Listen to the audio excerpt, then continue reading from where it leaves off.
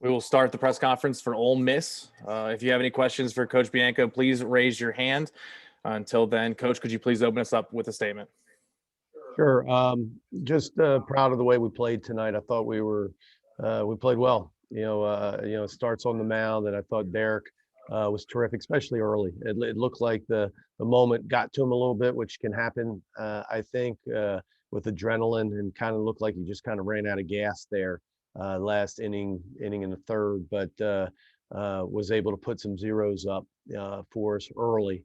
And of course, a big home run, by Tim to get us on the board. And I think that's, when you start these regionals, that's what you hope. You hope somebody's going to break the ice for you and get the big hit. And of course, Elko comes through like he's come through so many times, here. And got the crowd into it a little bit. And of course, Jack Doherty, I thought was terrific. Did what he's been doing for a few months now. Just gives us some length in our bullpen, and then which I didn't realize, just found out on our radio that Taylor Broadway becomes the all-time saves leader here, and so what a great thing for him, and did what he's done all year for us, and that's why he's the all-time saves leader. He just so dominant, just fills up the strike zone with all his pitches, and quite an honor, because we've had some really good ones here at the end of the game. So to have that record's pretty special. Ben Garrett. Mike, Tim keeps one-upping himself with these special moments. That one in particular, when you saw it and just the reaction in the dugout, what was that moment like, just in the moment? Well, Ben, like I said, and you're hoping, right? I think everybody in the stands was hoping for one of those Elko moments, and we all got it. And bases loaded, and he got a fastball over the plate, and like he can hit it. Certainly can pull it, but he can hit it the other way as well as anybody. And just no doubter. Once you saw the swing and off the bat, it was a no doubter. And one thing that their coach talked about was that, or Dylan, talked about, was that he was attacking, and maybe he got Tim with the fastball with the first at bat, and he adjusted. Did you kind of see that too, adjusting to his fastball and kind of looking for it, hunting for it more? Yeah, I thought the first inning, I thought we were a little tentative, which can happen. It can happen in, not just a regional, but on a Friday night. And sometimes and certainly in, I think this case as well, sometimes you got to credit the pitcher. I mean, we have a lot of confidence in our offense. We have a lot of confidence that we can handle, velocity, but Dylan Dodd was everything. I think we thought he would be, and as advertised, if you will. And it's almost the hope that you hope that he would come in here, and maybe the moment would be too big for him, and that would help us a little bit, because we certainly watched enough tape on him, and the scouting reports and the statistics. You knew he was going to be as good an arm as we've seen, and he was, and the moment wasn't too big for him. He was terrific tonight, but we were able to put an inning together, get one over the fence, get a 4-run lead, and then even then I thought it's going to be a tough night. I mean, his pitch count was such intact that, I mean, heck, I'm thinking he might throw a complete game. We may end up only getting 4 runs, and so but credit our offense, Mike Clement and the guys, just hung in there, and like they do, they just grind out some at bats and make it hard on the opposing pitcher, and eventually we got him out of the game. Chris Bolton. Mike, you mentioned how Tim, he stepped up, had the big hit. What is it about him? You're around him day in and day out. What is it about him that allows him to continue to make these big special moments when it matters the most? Well, here's a different answer for you, Chris. He's good.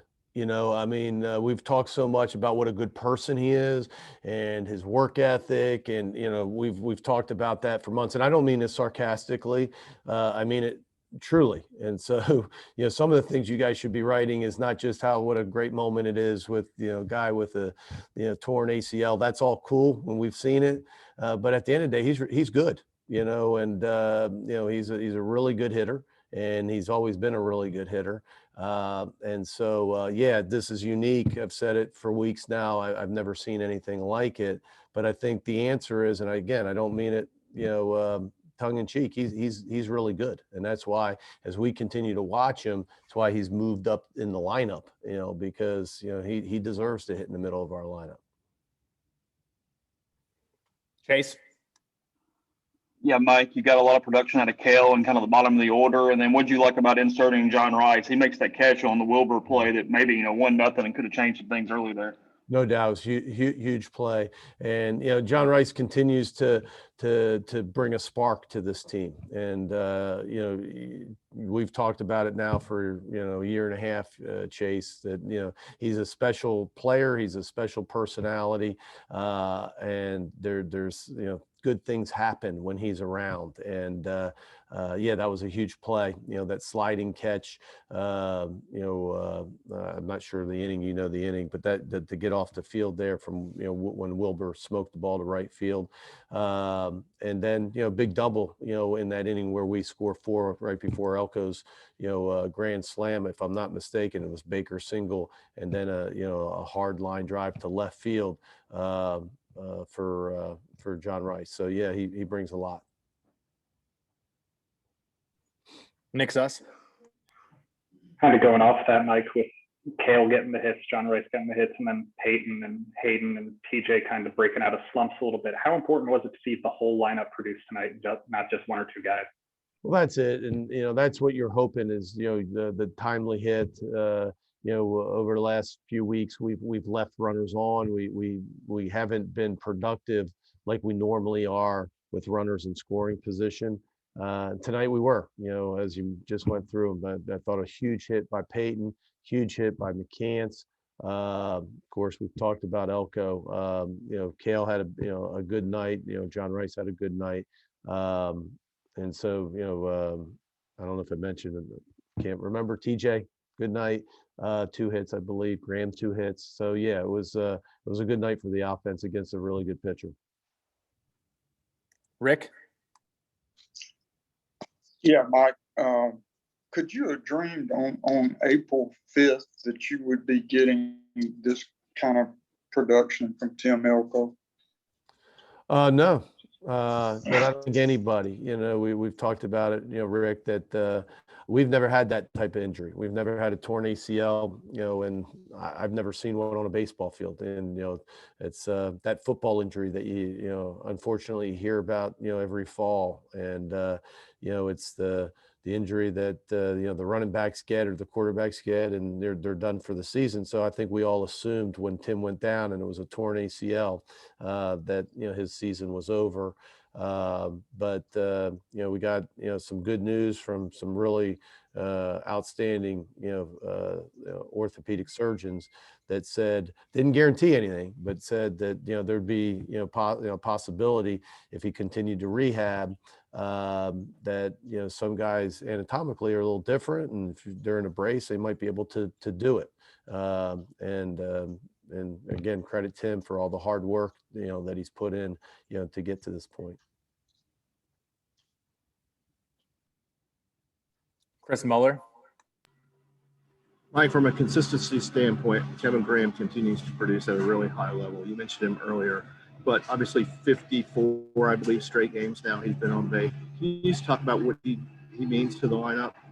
Well, we had a banquet the other night, if you will, team dinner, where we give out some awards, and he was, voted, by the coaches the most outstanding, offensive player. So, we don't have a better guy in our lineup. We got a lot of really good guys, but there's nobody better than Kevin Graham, and he's really anchored the middle down. And there was quite a 1-2 punch early in the season with him and Elko. But with Elko out, I thought, one of the key parts was how well, Kevin continued to play, be able to have, that threat in the middle, not just base hits, not, and you're right. It's got to be a school record, 54 straight games. I don't know if it is, but it should be. But being that threat in the middle of the lineup where you hit home runs and drive balls in the gap, and Kevin's been that guy for us all year long. Thank you. You're welcome. All right, Coach. Thank you for your time. See you tomorrow. Thanks, guys.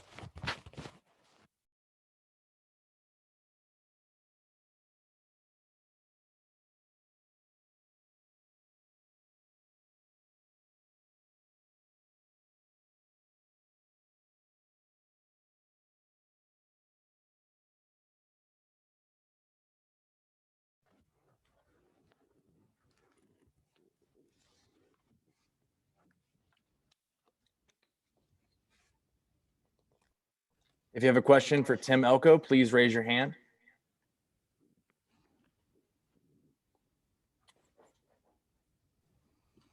We'll start with Ben Garrett. Tim, Dylan Dodds said that in the first at bat, when he went up against you, he challenged you with fastballs and kind of got to you, and then you adjusted, which kind of led to that opposite field grand slam. Is that kind of what you were looking for? Were you hunting for a fastball there? Was that what you were expecting? Yeah, kind of like Coach had just said before. He kind of got us together after that first inning, and was telling us we got to attack that fastball. We can't let him beat us with that fastball. And he even told me specifically, like, you don't have to let that first one go, because I took the first pitch in that first at bat.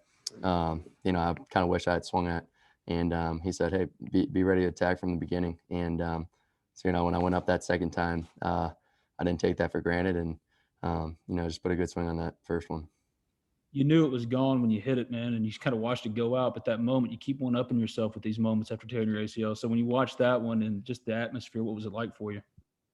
It was crazy. Like you said, I kind of knew it was going off the bat, and I wish I could have heard the crowd a little bit better. I kind of almost it felt a little bit more dull than probably some other people heard it, just because I had so much adrenaline and stuff going. But just a really cool moment, and I was just happy to contribute for the team win, and that was really big for us. Chris Muller. Tim, could you talk about the trip around the bases? Just the emotion of it, stuff like that. Yeah, I mean, crazy emotions. It's been a crazy year, and a crazy ride, just for me specifically, but just as a team. Kind of some ups and downs. We faced some adversity, and just to get that ball to go out, it's just a great feeling to help put some runs on the board, and just a good feeling for me, just being able to do that for us, and just crazy, because all the stuff I've gone through and had to work through. Just a good feeling. Nick, go ahead. At this point, do you feel like you and Kevin are competing for the home run lead? I mean, not really. We do kind of joke about it, just because we're really good friends. But no, I mean, of course I would like to beat him, but no, I'm just kidding. Yeah, no, we're just trying to do the best that we can, just to help put some runs on the board for our team, and it is a fun little competition. But just trying to do whatever we can to help us win.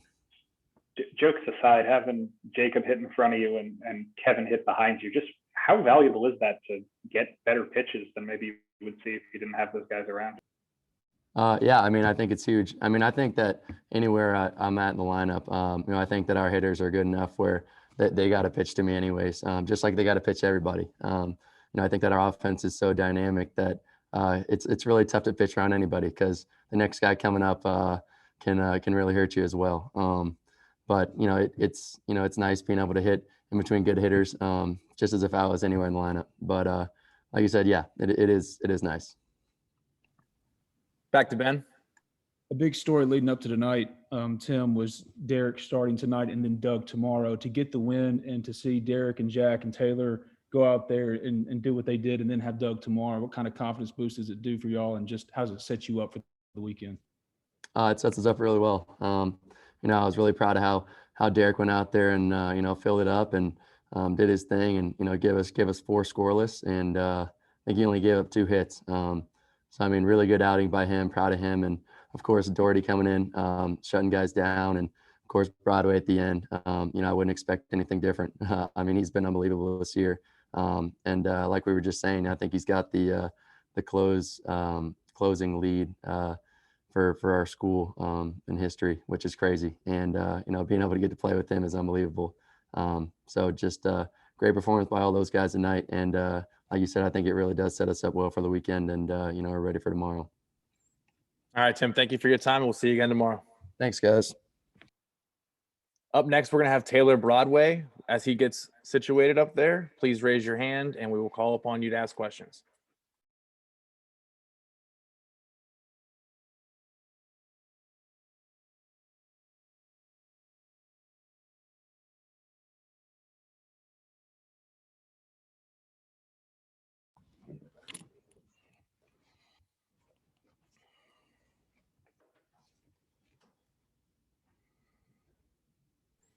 Ben, go ahead and lead us off. Taylor, what was the response like in the dugout whenever Tim hit that grand slam, and just how big of a lift did it feel like once it happened? Yeah, what Coach B says and what he said in the pregame meeting was, we need those icebreakers and need guys to, really get the crowd into it and really, make the dugout, kind of take that pressure off a little bit. And so, obviously Tim doing what he does and what he's done all year, why wouldn't it be him? So it was just a great feeling. And then obviously off the bat, just knew it was gone, and just so happy for him. And it was just nice to, really throw the first punch and get after that guy. It's an obvious question, but what does it mean to you to have the single season record for saves? Just super thankful. Just it's a really cool feeling, but super thankful for the coaches. And one guy that might not get much credit is Chris Godoris, our director of ops. He kind of is the guy that looked into why I kind of got hit around my first year and what would make me better. And he, they took the time and research and looked into, what kind of things I could change about my, repertoire and how I could become better. And so, just thankful for them to take the time in me and not give up on a kid. And just it's been a surreal moment for sure. We'll go to Nick. Just with what the last 2 years have been like for you, Taylor, just how cool was it to get to pitch in a regional with runner on base? You come in a one-score game, that sort of type of thing.